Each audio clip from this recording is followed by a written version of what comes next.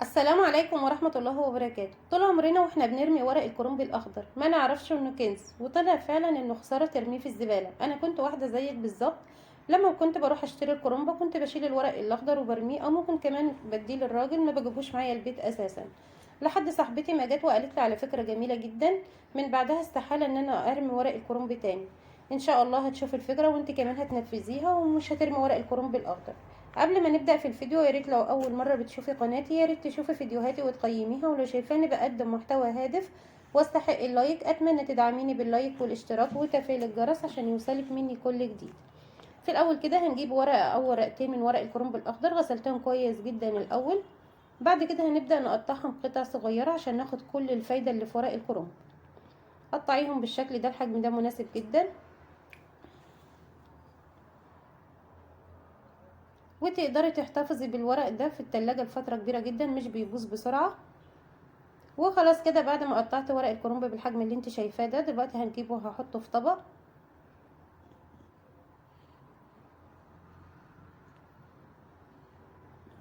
وورق الكرنب الباقي ده انا هحتفظ بيه في التلاجة، وقت ما احتاج الوصفة هعملها يبقى الورق موجود عندي. جبت مية عادية جدا من الحنفية، هضيف كوباية من المية، وكمان هنضيف عليه معلقتين من الخل او معلقة كبيرة. الخل اللي موجود في كل بيت، الخل الابيض، عشان نبقى متأكدين من نظافة الورق ونتخلص من اي بكتيريا موجودة في الورق. هسيب الورق كده منقوع بالمية والخل لمدة 3 دقايق. قلبيه كده كويس جدا عشان تفكك الورق كده من بعضه. وبعد 3 دقايق هنرجع نشوف هنعمل ايه تاني. وخلاص كده بعد مرور 3 دقايق هاخد الورق ده هغسله غسلة كويسة جدا كمان على الحنفية. انا كنت غسلاه في الاول بس هغسله برضو تاني عشان نتأكد من نظافة الورق وان مفيش فيه اي بكتيريا او اي اتربة. وخلاص كده بعد ما غسلت الورق، شايفين شكله بقى نضيف جدا. دلوقتي هجيب حلة وهحط فيها ورق الكرنب. هنضيف عليه كوبايتين من المية، مية عادية جدا من الحنفية. وكمان هنحتاج لليمونة. الليمونة برضو لازم تكوني غسلها كويس جدا ومتأكدة من نظافتها، لان احنا هنستخدم الليمونة بقشرها. هنقطع الليمونة لشرائح.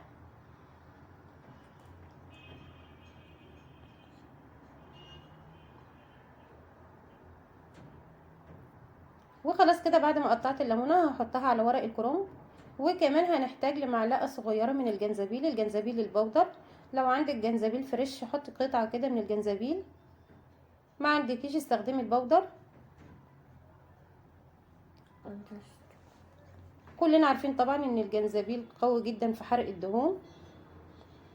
ولو عندك قرفة تضيفي كده نص عود، ما عندكيش استغنى عنها مفيش مشكلة. انا هضيف نص عود بس. وهرفعهم على البوتاجاز وهسيبه يغلي لمدة حوالي كده ربع ساعة.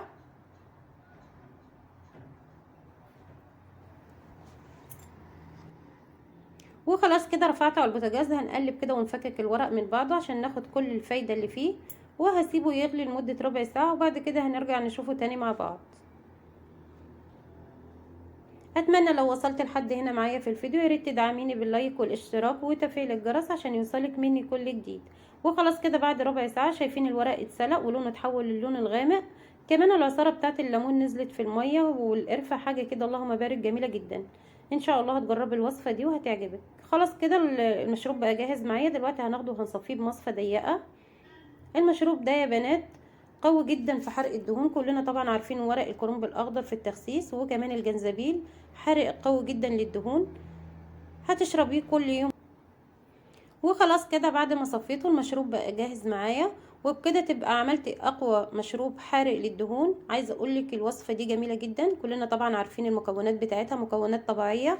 المشروب ده ما بيتضافش ليه لا سكر ولا عسل، بيتشرب زي ما هو كده. هتشربيه كل يوم قبل النوم، طبعا هتسيبيه يدفى وبعد كده هتشربيه. ان شاء الله هتجربيه وهيعجبك جدا. وبكده فكرتنا الاولى تكون خلصت. يلا بينا على الفكرة التانية.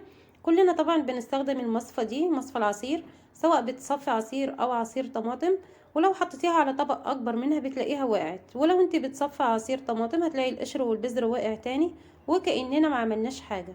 طيب فكرة المعلقة ايه النهاردة؟ تعالي هقولك ازاي تثبتي المصفى. هتجيبي معلقة، شايفة المصفى بتقع عشان الطبق اكبر منها.